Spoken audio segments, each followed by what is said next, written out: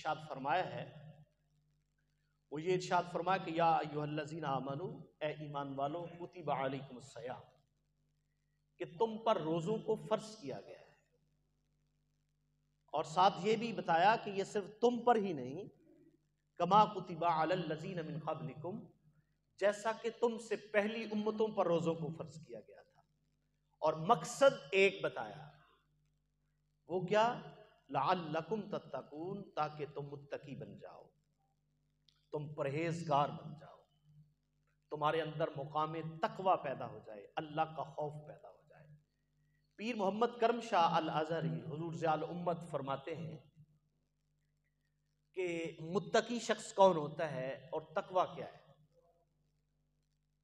فرماتے ہیں کہ جس جگہ اللہ نے بندے کو حاضر ہونے کا کہا ہے، وہاں اس کی غیر حاضری نہ لگے۔ سمجھ لگی گل نہیں؟ ذرا توجہ فرمائے۔ تقوی کیا ہے؟ جہاں حاضر ہونے کا حکم ہے وہاں وہ غیر حاضر، اور جہاں ہے کہ تو نے ادھر نہیں جانا وہاں وہ حاضر نہ ہو۔ فرمایا اگر ان دو چیزوں پہ عمل ہے تو وہ بندہ متقی ہے۔ نماز کے لیے حاضری دینی ضروری ہے، وہاں غیر حاضری نہ ہو، اور برے کام بری جگہ پہ جانا منع ہے تو وہاں بندے کی حاضری نہ ہو، موجود نہ ہو۔ تو ان دو چیزوں کا نام کیا ہے؟ تقوی ہے، اسے متقی کہتے ہیں۔ حضرت سیدنا عمر فاروق رضی اللہ تعالیٰ عنہ نے حضرت ابی بن کعب رضی اللہ عنہ سے پوچھا کہ تقوی کا معنی کیا ہے، متقی کسے کہتے ہیں؟ تو انہوں نے عرض کی آگے کہ امیر المؤمنین، کبھی آپ کا خاردار جھاڑیوں کے قریب سے گزر ہوا ہے؟ تو حضرت عمر رضی اللہ عنہ نے فرمایا کہ اکثر ایسا ہوا کہ بکریاں اور اونٹ جب چراتے تھے تو خاردار جھاڑیوں سے، جنگل سے گزر ہوا۔ تو فرمایا پھر کیسے گزرتے تھے؟ تو حضرت عمر فرماتے ہیں کہ ہم اپنے دامن کو، کپڑوں کو سمیٹ لیتے کہ کہیں ادھر والا پہلو جو ہے کسی جھاڑی میں نہ پھنس جائے، کانٹے میں نہ لگ جائے، اور اپنے دامن کو سمیٹ کر گزرتے تھے جھاڑیوں سے۔ تو حضرت ابی بن کعب نے فرمایا امیر المؤمنین، اسی کا نام تقوی ہے، کہ دنیا سے اس انداز سے جانا، اس انداز سے گزرنا کہ انسان کے دامن پر کسی برائی کا کوئی دھبا نہ لگے، کوئی داغ نہ لگے، اور کوئی ایسی تہمت نہ لگے کہ جس سے انسان کا دامن جو ہے وہ داغدار ہو جائے۔ تو اللہ تعالیٰ نے رمضان المبارک کے روزوں کا جو مقصد بیان فرمایا وہ یہ بیان فرمایا کہ روزوں کو عام نہ سمجھیے، اس کو ایسے نہ سمجھیے کہ شاید اللہ تعالیٰ بندوں کو بھوکا رکھنا چاہتا ہے، نعوذ باللہ۔ فرمایا نہیں، یہ جو روزے تم پر فرض کیے گئے ہیں اس کا مقصد یہ ہے کہ تم مقام تقوی حاصل کر لو، تم متقی بن جاؤ۔ حضرت شاہ رکن عالم رحمۃ اللہ علیہ کا واقعہ ہے، بڑا مشہور واقعہ ہے۔ آپ کے پاس نا دو آدمی حاضر ہوئے تو کہنے لگے کہ حضور سنا ہے کہ آپ بندوں کو سینے سے لگاتے ہیں، نظر کرم فرماتے ہیں، تو مقام ولایت عطا فرما دیتے ہیں۔ تو آپ نے فرمایا کیا چاہتے ہو؟ انہوں نے کہا کہ حضور ہمیں بھی مقام ولایت عطا فرمائیے، اللہ کا نیک بندہ بنا دیجئے۔ آپ نے فرمایا چلو ایسا کرو کہ ایک کام کر تمہیں سپرد کرتا ہوں، وہ کام کر کے آؤ، پھر دیکھتے ہیں اس حوالے سے۔ آپ نے نا دونوں کو ایک ایک مرغی دی اور ہاتھ میں چھری دی۔ آپ نے فرمایا ان دونوں مرغیوں کو الگ الگ لے جاؤ، اس مقام پر ذبح کر کے لانا ہے جہاں تمہیں کوئی نہ دیکھ رہا ہو۔ بات سمجھنے کی ہے، کوئی نہ دیکھ رہا، اس مقام پر اسے ذبح کر کے لاؤ۔ ایک بندہ جلدی سے اس نے مرغی پکڑی، چھری اس کے ہاتھ میں تھی، وہ سائیڈ پہ کوئی اوٹ، کوئی کمرہ اس نے دیکھا، سائیڈ پہ اس نے دیکھا، ادھر ادھر دیکھا، کوئی بندہ نہیں دیکھ رہا ہے، جلدی سے اس نے مرغی کو ذبح کیا اور ذبح کر کے حضرت کی بارگاہ میں لے آیا۔ لا کے رکھ دیا. آپ نے فرمایا کہ کوئی نہیں دیکھ رہا تھا؟ اس نے کہا جی کوئی نہیں دیکھ رہا. آپ نے فرمایا رکھ دو. دوسرے کی انتظار کی. دوسرا نکلا ہے، نماز عصر ہو گئی، مغرب کی اذان ہوگی، عشاء کی اذانیں ہو گئی، وہ بندہ واپس نہیں پلٹا. رات کے اندھیرے چھا گئے اور رات کے کسی پہر میں اسی طرح زندہ مرغی پکڑی ہوئی ہاتھ میں چھری ہے آپ کی بارگاہ میں حاضر ہوا. آپ نے فرمایا تیرا دوست تو جلدی سے گیا تھا، مرغی ذبح کر کے لے آیا. یہ لفظ تھا جہاں کوئی نہ دیکھ رہا. تجھے کوئی ایسا مقام نہیں ملا، کوئی ایسی جگہ نہیں ملی جہاں کوئی نہ دیکھ رہا؟ اس نے کہا حضور میں دن میں بھی دیکھا، میں نے شام کو بھی دیکھا، میں اندھیرے میں بھی گیا، خلوت میں بھی گیا، روشنی میں گیا، ہر مقام دیکھا. جہاں بھی میں مرغی ذبح کرنے لگتا تو میں نے دیکھا کہ میرا رب مجھے دیکھ رہا ہے. کوئی ایسا دنیا میں مقام نہیں ملا مجھے جہاں آپ نے فرمایا تھا جہاں کوئی نہ دیکھ رہا ہو. میں نے تو چھان مارا، جہاں بھی دیکھا میرا رب مجھے دیکھ رہا تھا. آپ نے اسے سینے سے لگایا تو اللہ کا ولی بنا دیا. آپ نے فرمایا مقام ولایت بھی ایسے لوگوں کو ملتا ہے. اب دیکھیے نا، اللہ تعالیٰ نے فرمایا لعلکم تتقون، میں نے روزے اس لیے تم پر فرض کیے ہیں تم کیا بن جاؤ؟ متقی بن جاؤ. سچی بات ہے اور آپ اس تمام مشاہدات سے گزر چکے ہیں. ہم سے غلطی کہاں ہوتی ہے، ہم بھولتے کہاں ہیں، اور ہم سے خطا کس مقام پر ہوتی ہے؟ خطا اس مقام پر ہوتی ہے جہاں بندہ اپنے آپ کو غافل سمجھتا ہے اور اس کا عقیدہ توحید جو ہے وہ کمزور ہوتا ہے، اور وہ انسان پھر یہ خیال کرتا ہے کہ میرے اس معاملے کو، میری اس غلطی کو، میرے اس فعل کو کون سا کوئی بندہ دیکھ رہا ہے. اس سے قبل قرآن مجید میں اللہ تعالیٰ نے فرمایا کہ یاد رکھنا کہ اللہ کا دیکھنا وہ تو ہر مقام پہ حاضر ہے، وہ تو تمہارے دل کے اندر بھی خیال پیدا نہیں ہوتا اس کو بھی جانتا ہے. لیکن فرمایا کہ یاد رکھنا کہ تمہارے کندھوں کے اوپر کرامن کاتبین موجود ہیں، وہ تمہاری ہر ادا کو دیکھ رہے ہیں.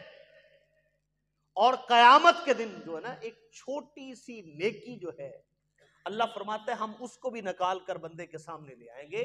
وہ بندہ حیران رہے گا کہ یا اللہ یہ جو میں نے فعل کیا تھا تو نے اس پر بھی مجھے اجر عطا کیا. اور اللہ فرماتا ہے ہم چھوٹی سی نیکی بھی لے کے آئیں گے اور چھوٹی سی برائی بھی لے کے آئیں گے، اور تمہارے سامنے کیمرے لگا دیں گے، وہ آڈیو ویڈیو سب چل جائے گی، اور وہ بندہ اس وقت حیران ہوگا کہ پروردگار یہ برائی بھی تو لے آیا، یہ نیکی بھی لے آیا. تو اب بندہ یہاں سمجھتا ہے کہ شاید کوئی جاننے والا نہیں ہے اور کوئی مجھے دیکھنے والا نہیں ہے، شاید میری کوئی نیت جو ہے اس کو نہیں جانتا. تو اللہ تعالیٰ فرماتا ہے کرامن کاتبین، جو ہم نے نگہبان تم پر فرض کیے ہیں یہ تمہیں دیکھ رہے ہیں، اور ان سے بچنا ہی اسی کا نام کیا ہے؟ تقوی. اچھا یہ جو روزے ہیں نا، روزے یہ تو حقیقت میں ایک پریکٹس ہے، ایک پریکٹس جسے پریکٹیکل کہتے ہیں. اس پریکٹیکل سے گزارا جا رہا ہے کہ آپ نے صبح سحری کھائی ہے، اور سحری کھانے کے بعد غروب آفتاب تک آپ نے اپنے آپ کو 3 چیزوں سے روکنا ہے. کھانا نہیں ہے، پینا نہیں ہے، اور حقوق زوجیت ادا نہیں کرنے. ان 3 چیزوں سے آپ نے کیا کرنا ہے؟ رکنا ہے. ان 3 چیزوں سے رکنے کا نام مقررہ وقت میں صبح صادق سے لے کر غروب آفتاب تک اس کا نام روزہ ہے، اسے صوم کہتے ہیں. اچھا اس دوران بندے نے کھا لیا پی لیا اور گھر میں کوئی نہیں ہے، وہ موجود ہے، اس کے سامنے مشروبات پڑے ہوئے ہیں، وہ ان کو ہاتھ نہیں لگاتا. بہترین قسم کا کھانا پڑا ہوا ہے، وہ تنہا اپنے گھر میں موجود ہے، اپنے دفتر میں موجود ہے، جہاں بھی ہے، کوئی اسے روکنے والا نہیں ہے، منع کرنے والا نہیں ہے، لیکن وہ مشروب پیتا، وہ کھانا کھاتا نہیں ہے. اس کی کیا وجہ ہے؟ اس کی وجوہات کیا ہے؟ اس کی وجوہات یہ ہے کہ مومن کا یہ عقیدہ ہے کہ میں نے جس کے لیے رکھا ہے وہ مجھے دیکھ رہا ہے. ایسے ہی ہے نا، جس کی خاطر میں نے یہ روزہ رکھا ہے وہ مجھے دیکھ رہا ہے. یہ ہے مقام توحید، یہ اللہ کو ایک ماننا اور اس انداز سے ماننا جیسا کہ اس کو ماننے کا حق ہے۔ تو یہ بندہ ایسے مانتا ہے، وہ پانی کو اپنے ہونٹوں تک نہیں لے جاتا، اس لیے کہ وہ جانتا ہے کہ میرا رب مجھے دیکھ رہا ہے۔ تو پھر آقا فرماتے ہیں اس پریکٹس سے تمہیں گزار دیا کہ تم نہ کھاتے ہو، نہ پیتے ہو، نہ حقوق زوجیت ادا کرتے ہو، اس لیے کہ تمہارے رب نے ان سے منع کیا ہے، اور تم کہتے ہو کہ اگر کیا تو وہ دیکھ رہا ہے، اس پر سزا دے گا، اور یہ منع ہے، یہ چیز حرام ہے، یہ کام نہیں کرنا۔ تو فرمایا جب رمضان گزر جاتا ہے تو رمضان گزرنے کے بعد دن بھی وہی ہوتے ہیں، معاملات بھی وہی ہوتے ہیں، انسان بھی وہی ہے، اور پروردگار بھی وہی ہے، اور توحید بھی وہی ہے، اسی طرح دیکھ رہا ہے۔ اب یہ پریکٹس کیوں کروائی ہے؟ یہ اس لیے کہ اگر آپ دکاندار ہیں، دکان پہ بیٹھے ہیں، تو دکان پہ بیٹھے اگر آپ ناپ تول میں کمی کر رہے ہیں تو یہ وہی رب ہے۔ جب آپ نے روزہ رکھا ہوا تھا تو آپ پانی کا گلاس اٹھا کے شدت کی گرمی میں نہیں پیتے تھے، وہی رب جو تمہیں اس بند کوٹری میں دیکھ رہا تھا، آج اس ترازو پر بھی وہ رب تمہیں دیکھ رہا ہے۔ اگر آپ نے ناپ تول میں کمی کی ہے، سودا بیچنے میں 2 نمبری کی ہے، اور اگر نگاہ اٹھا کے کسی کی عزت کو دیکھا ہے، اور کسی کو آپ گالیاں دے رہے ہیں، لڑائی جھگڑا کر رہے ہیں، تو وہی رب ہے جو رمضان المبارک میں دیکھتا تھا، وہ آج اس شوال میں بھی دیکھ رہا ہے، وہ اگلے مہینوں میں بھی دیکھ رہا ہے۔ اور جب یہ خوف بندے کے دل میں پیدا ہو جاتا ہے نا، اسے کہتے ہیں متقی شخص، اور یہ مقام تقویٰ ہے، اور یہ حاصل ہوتا ہے اللہ کی توفیق سے۔ کس سے حاصل ہوتا ہے؟ اللہ کی توفیق سے۔ یہ بات یاد رکھیے کہ کبھی بھی انسان کو عمل کے اعتبار سے، عبادت کے اعتبار سے انسان مایوسی کا شکار نہ ہو۔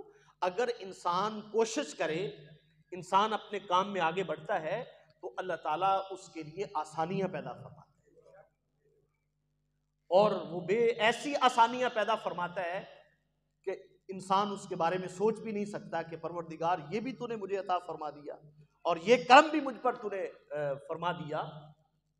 تو اس لیے رمضان المبارک کا جو مقصد ہے وہ یہ ہے کہ بندے کے اندر تقویٰ پیدا ہو جائے، اور پھر جسمانی اعتبار سے جو اس کے فوائد ہیں، آپ میڈیکل لوگوں سے پوچھ سکتے ہیں، ڈاکٹر صاحبان سے پوچھ سکتے ہیں کہ ایک ہے اس کا روحانی فائدہ، دوسرا جسمانی فائدہ ہے، کہ جسمانی فائدہ جو روزہ ہے وہ کیا عطا فرماتا ہے۔ انشاءاللہ یہ رمضان المبارک میں اس کے اوپر سیر حاصل جو بحث ہے وہ ہوتی رہے گی۔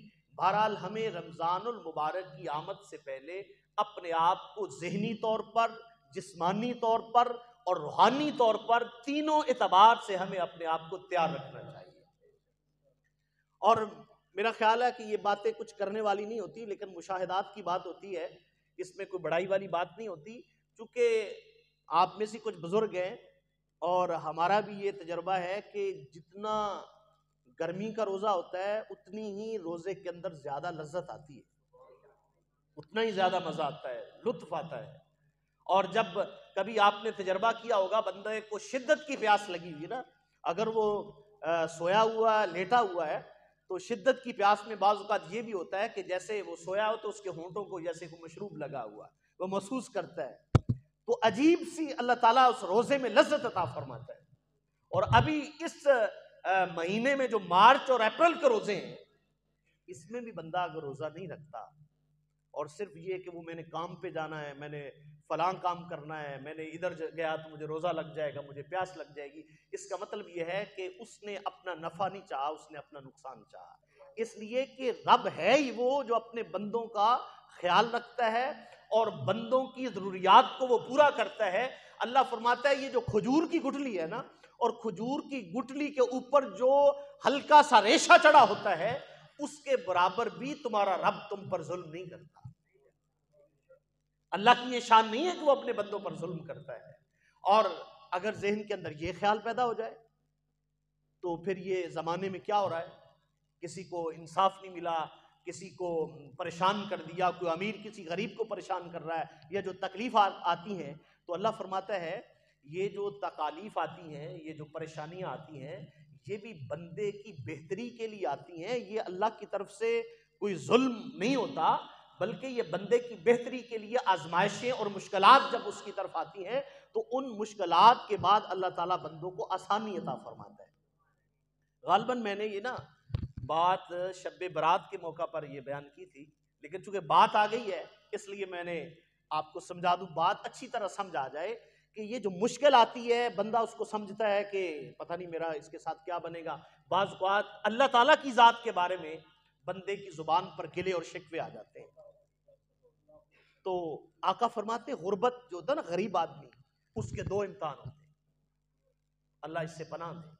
آقا نے غربت سے بھی پناہ مانگی۔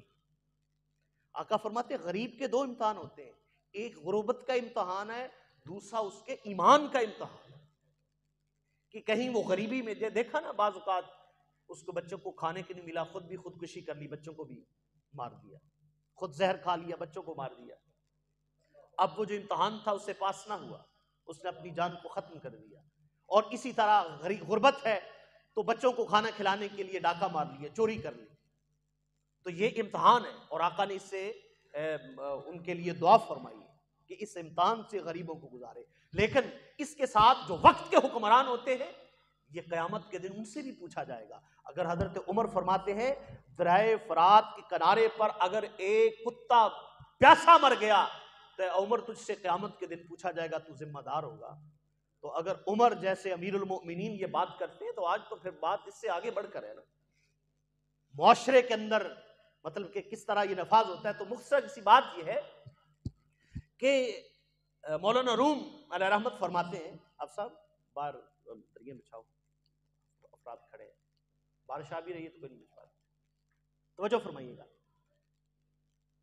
مولانا روم رحمت اللہ علیہ فرماتے ہیں کہ ایک آدمی درخت کے نیچے چارپائی پہ سویا ہوا تھا اور وہ خراٹے لے رہا تھا۔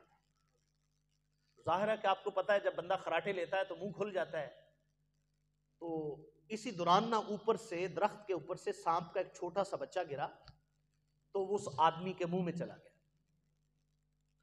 وہاں ایک بزرگ کھڑے تھے، وہ منظر یہ دیکھ رہے تھے، انہوں نے دیکھا کہ وہ سانپ کا بچہ منہ میں چلا گیا، تو انہوں نے سوچا، ذہن کے اندر خیال پیدا آیا کہ اگر میں نے اس کو ایسے اٹھایا اور اسے بتایا کہ تیرے اندر سانپ کا بچہ چلا گیا، یہ تو خوف سے مر جائے گا۔ تو انہوں نے اپنی طرف سے ایک ترکیب سوچی، تو ان کے پاس سے ایک کوڑا تھا، انہوں نے اس کے لگایا، تماچا مارا، اسے اٹھایا، وہ بڑا سویا ہوا تھا، حیرانگی کے عالم میں اٹھا۔ اس نے کہا جی بابا جی کیا بات ہے، کیوں مار رہے ہو؟ جب یہ بات کی تو انہوں نے ایک اور کوڑا مارا، اسے خوب خوف و ہراس اس پہ پیدا جب کیا تو وہ پریشان ہوا۔ اس نے کہا جی بات کیا ہے؟ تو ان کے پاس بزرگوں کے پاس امرود تھے، انہوں نے کہا جی یہ امرود کھائیں۔ وہ بڑا حیران ہوا، اس نے کہا جی مار بھی رہے ہیں کھلا بھی رہے ہیں، امرود کھائیں جی۔ انہوں نے امرود کھانا شروع کر دیے۔ امرود کھانے کے بعد انہوں نے، ان کے پاس پانی کی بوتل تھی، انہوں نے کہا جی پانی پیئیں۔ امرودوں کے اوپر سے پانی پلا دیا۔ پانی پلانے کے بعد اس نے کہا آپ میرے سامنے دوڑو، دوڑ لگاؤ۔ اس کو دوڑانا شروع کر دیا، وہ آگے آگے دوڑتا گیا، جہاں کہیں سوال کرتا بھی یہ کیا ہے میرے ساتھ کیا ہو رہا، وہ ایک دو کوڑے اور لگاتے، وہ بھاگا، بھاگتا بھاگتا بزرگ بھی پیچھے بھاگے جا رہے ہیں، وہ بندہ بھی بھاگا جا رہا ہے۔ ایک مقام آیا تو اس مقام پر اسے قے آئی، جب اس کا سانس پھولا، کھایا پیا ہوا تھا، سانس پھولا، قے آئی، تو اس دوران وہ امرود بھی نکلے، پانی بھی نکلا، تو سانپ کا بچہ بھی ساتھ نکلا۔ تو بزرگوں نے کہا یہ دیکھو اس میں سانپ کا بچہ ہے۔ جب دیکھا تو انہوں نے کہا آ جائے، اسی مقام پہ لے آئے، بٹھایا، بٹھا کے جب وہ ذرا تھوڑا سا اس نے وہ تسلی ہو گئی، اس کے سارا سانس پھولا ہوا تھا، ریسٹ کیا، اس کے بعد انہوں نے فرمایا کہ بات یہ ہے کہ تیرے اندر چلا گیا تھا سانپ، اب میں اگر تجھے بتا دیتا کہ سانپ چلا گیا تو خوف سے مر جاتا اور کوئی ایسی صورتحال نہ ہوتی کہ اس کو نکالتا اور اسی اثناء میں تیری موت واقع ہو جاتی۔ میں نے تجھے موت سے اور تکلیف سے بچانے کے لیے یہ ترکیب سوچی ہے، یہ تیرے لیے بتا بہتر تھا یا نہیں؟ اس نے کہا یہ میرے لیے بہت بہتر تھا۔ اس نے اس کا شکریہ ادا کیا۔ تو مولانا روم فرماتے ہیں کہ یہ جو مثال ہے، فرمایا کہ بندہ مومن پر جب تکلیفیں آتی ہیں نا، جب اللہ کی طرف سے پریشانی آ جائے، کوئی تکلیف آ جائے، تو وہ اس وقت یہ سمجھ جائے کہ اب میرا پروردگار میرے اندر سے سانپ نکال رہا ہے، اور وہ سانپ کبھی بغض کا، تکبر کا، انانیت کا، اور انسان کے اندر جو وہ برائیاں ہوتی ہیں اس کو نکالا جا رہا ہے. اب کوئی بندہ کہے جی میں نے صبح صادق سے کھانا پیا ہے، تھوڑا سا کھانا کہ غروب آفتاب تک کون انتظار کرے، کون روزہ رکھے؟ تو اب یہ کہ ظاہر ہے کہ جب روزہ لگے گا تو پیاس بھی لگے گی اور اس کو بھوک بھی لگے گی، وہ پریشان ہوگا. لیکن یہ 13-14 گھنٹے جب یہ گزار لیں گے تو گزارنے کے بعد 1 مہینہ کے بعد ڈاکٹر کے پاس جانا، کیا چیک اپ کرانا، پہلے بھی چیک اپ کرانا، بعد میں بھی چیک اپ کرانا. 30 دن گزارنے کے بعد ڈاکٹر پتہ نہیں کتنی بیماریوں کے بارے میں بتائے گا جو تھیں وہ ختم ہو چکی. تو یہ اللہ تعالیٰ نے ہمارے ساتھ بھلا کیا ہے اور یہ ہمارے ساتھ خیر خواہی کیا، اور ہم اس خیر خواہی کو لینے کے لیے تیار نہیں ہیں، نہ روحانی اعتبار سے نہ جسمانی اعتبار سے. اور امید ہے کہ انشاءاللہ، قوی امید ہے بلکہ، کہ یا تو جمعرات کو روزہ ہوگا، لیکن زیادہ قوی امید یہ ہے کہ اگلا جمعہ المبارک جو آئے گا وہ پہلا جمعہ رمضان المبارک کا ہوگا.